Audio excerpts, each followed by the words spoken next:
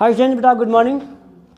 Once again हम लोग class 9th की हिस्ट्री लेसन सेकेंड जो है हम लोग पढ़ रहे हैं और इस पर हम लोग 5 वीडियो और कर चुके हैं। अगर आप नहीं देखें तो उसको यूट्यूब से जाकर के देख लें। आज हम लोग वीडियो नंबर 6 करेंगे। इसका टॉपिक्स है the first world war and the Russian empire. क्योंकि इससे पहले हम रशियन कंट्रीज़ के बारे में रशियन के बारे में पढ़ रहे हैं कि वहाँ का जो सोशल कंडीशंस था या फिर जो इकोनॉमिक कंडीशंस था किस तरह का था, हमने पिछले वीडियो में देख चुके हैं। अब हम देखेंगे आज फर्स्ट न्यू टॉपिक्स है फर्स्ट वर्ल्ड वार। तो आइए देखते हैं। अगर आपके पास बुक अवेलेबल है तो आप पेज नंबर 33 को ओपन करें ताकि आप लाइन बाय लाइन जो है क्लियर समझ सकें। ओके, तो in 1914 war broke out between 2 European alliances, Germany, Austria and Turkey.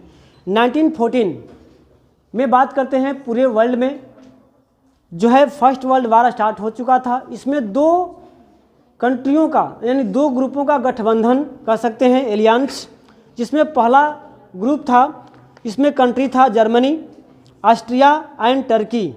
इसको बोलते हैं सेंट्रल पावर। इसे क्या बोलते थे? Central power. जबकि दूसरा ग्रुप जो था वो था आपका फ्रांस, ब्रिटेन एंड रशिया। इसमें बाद में जो है इटली और रोमानिया भी आकर शामिल हो गया था। किसमें? सेकेंड वाले में, सेकेंड ग्रुप में। ओके, तो each country has a global empire, यानी कि जो इसमें युद्ध में शामिल हुए थे, अभी आप जिन नाम सुने आपने, जर्मनी, ऑस्ट्रिया, टर्की एक ग्रुप था, इसको बोलते सेंट्रल पावर। और एक था फ्रांस, ब्रिटेन एंड रशिया। इसमें बाद में इटली और रोमानिया भी इसमें हुआ था। इसको बोलते हैं एक्सिस पावर या एलिड पावर इसको बोलते हैं। तो इन दोनों कंट्रियों का यानी कि दोनों ग्रुप में जो कंट्री शामिल हुए थे, जो ग्रुप में हुआ था, जो इनकी एलियंस हुई थी, गठबंधन हुई थी, इन दोनों का बहुत बड़ा साम्राज्य था पूरे वर्ल्ड लेवल पे। इसलिए क्या हुआ था, and the war was so fought outside Europe as well as in Europe. इसलिए जिनका साम्राज्य जितना ज़्यादा फैला था कि अपने कंट्री में यानी कि यूरोप के साथ साथ अदर्स कंट्री में जहाँ इनकी साम्राज्य थी वहाँ भी क्या हो गया था, युद्ध स्टार्ट हो चुके थे। सपोजेट मान लीजिए कि हम किसी भी 2 ग्रुप की बात करते हैं, 2 ग्रुप में फाइटिंग होती है, अलग अलग ग्रुप में कई कई मेंबर्स हैं। तो जिन मेंबरों का जहाँ तक पहुँच होता है, जितना उनका पावर होता है, जहाँ तक उनकी मतलब एरिया होता है, तो वहाँ के लोग भी क्या करते हैं, अपने लीडर के सपोर्ट में, अपने कंट्री के सपोर्ट में क्या करते हैं, अपोजिट पार्टी से युद्ध कर लेते हैं। उसी प्रकार जो है स्टार्टिंग में 3 कंट्री मिले आपको फर्स्ट ग्रुप में और सेकेंड ग्रुप में। लेकिन इनके जो सपोर्टिव कंट्री थे, जो सपोर्टिव एम्पायर थे, वो लोग भी क्या करने लगे, आपस में फाइटिंग करना, युद्ध करना स्टार्ट, वार हो गया वहाँ पर।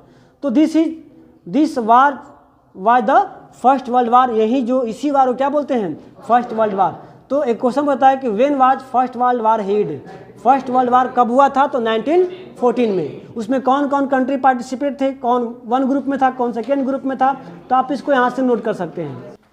तो this is known as the first world war, है ना।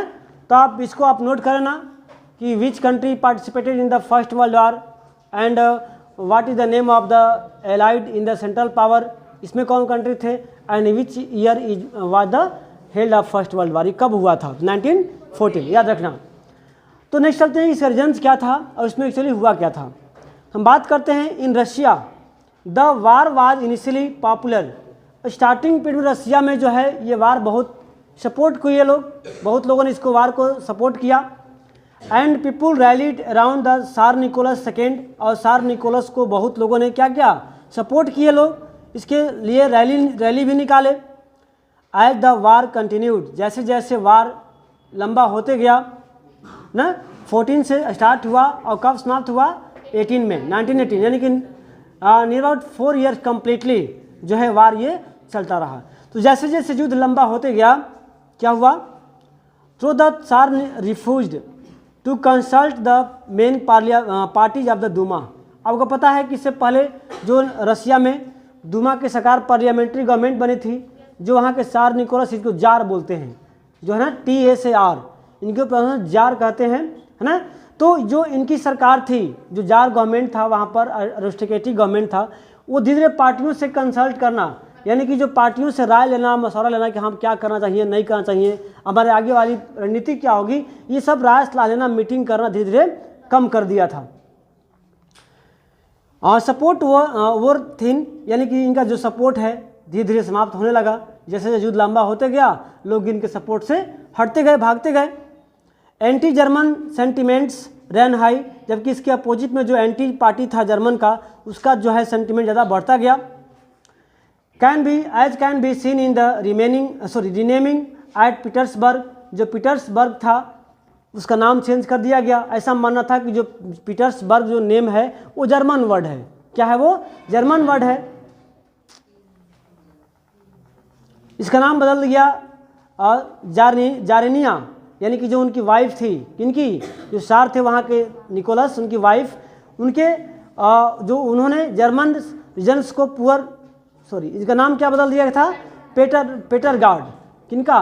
पीटर्सबर्ग का जो नाम बदलकर क्या कर दिया ना, अदाएगा what is the old name या new name of the Petersburg, तो पेट्रोगार्ड, या what is the old name of the Petrograd, तो पीटर्सबर्ग। इसको याद रखना आप लोग।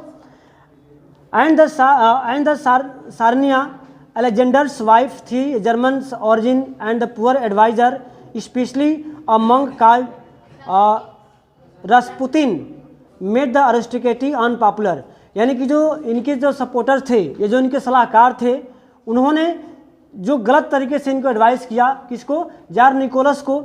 और वो खासकर से उसमें जो सपोर्टर्स थे, इनका जो सलाहकार थे, वो एक साधु किस्म के आदमी थे जिनका नाम था रसपुतिन, जिन्होंने क्या किया? अरिस्टोक्रेसी को और ज़्यादा मतलब कुख्यात किया, यानी कि और तरीके से गलत तरीके से उनको सलाह दिया, गलत तरीके से उनको प्रोपगेट कर दिया।